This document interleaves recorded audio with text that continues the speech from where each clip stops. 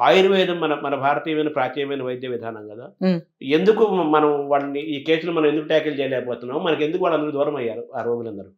మన దగ్గరికి ఎందుకు రావట్లేదు ఆయుర్వేదం దగ్గరికి? అలా కాదు. ఇదేంటంటే మనకి ఈ 100 సంవత్సరాల క్రితం అంటే బ్రిటిష్ వాళ్ళు మన దేశంలోకొచ్చిన సమయంలో ఆ వైద్యాన్ని అన్ని విధాల మన ప్రజలందరికీ తలలోకి ఎక్కిపోయిందనమాట. ఇదే మనకి అనారోగ్యాలు తగ్గించగలిగిన మార్గం అనే ఒక నమ్మకం అప్పుడు ప్రబలిపోయింది.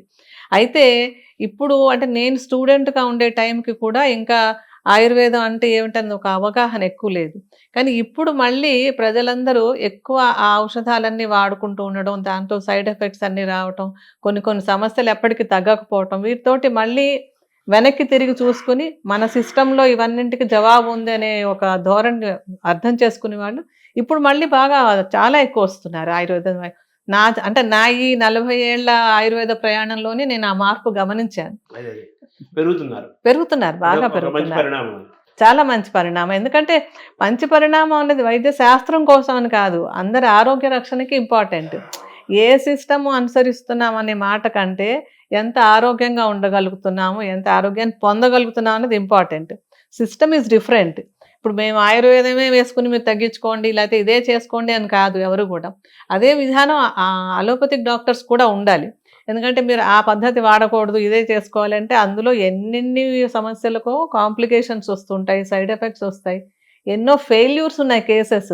ట్రీట్మెంట్ ఇవ్వకపోతే ప్రాణాలు నిలబడేవి గూడా ట్రీట్మెంట్‌లు ఇచ్చిపోయిన కేసులు కూడా చాలా చూస్తుంటాం. కానీ అది మా ఇంట్లో మా తాతగారు చిన్నప్పుడు చెప్తూ ఉండేవారు.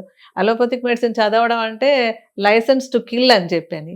వాళ్ళ కేస్‌లో ఏంటంటే నీకు లేదు మేమెంత ప్రయత్నం చేసాం పోయిందనేటువంటి ఒక ఫీలింగ్‌ని వాళ్ళు అనుకుంటారు డాక్టర్లు, పేషెంట్సు అనుకుంటారు. అలాంటి పరిస్థితి ఉంది కానీ, అది అంతా మొత్తం ఆ సిస్టమ్‌లో అన్ని సమస్యలకి జవాబు ఉండుంటే, ఇంకొక సిస్టమ్ అవసరమే లేదు. కానీ ఇన్నెందుకు డెవలప్ అవుతున్నాయి? జవాబు లేక కదా! ఒక దానిలో ప్రతి సమస్యకి ఒక పరిష్కారం దొరుకుంటే, ఇంకో సిస్టమ్ అవసరం లేదు. కానీ లేవు. అవి తెలియాలి జనానికి. చాలా మందికి ఇప్పుడు అనుభవంలోకొచ్చింది. అందుకని ఇతర సిస్టమ్స్‌కి తప్పనిసరిగా వెళ్తున్నారు ఇప్పుడు.